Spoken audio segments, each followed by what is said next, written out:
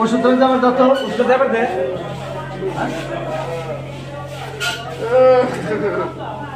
ওষুধ না ভালো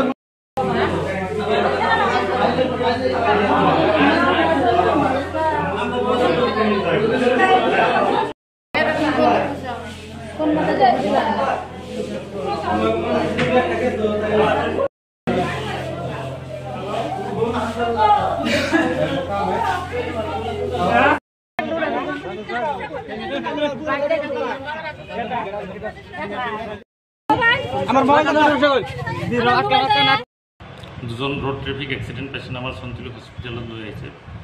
এজনের নাম হল সুরত আলী 21 ইয়ার্স ওল্ড আর এজন ওমর ফারুক 16 ইয়ার্স ওল্ড।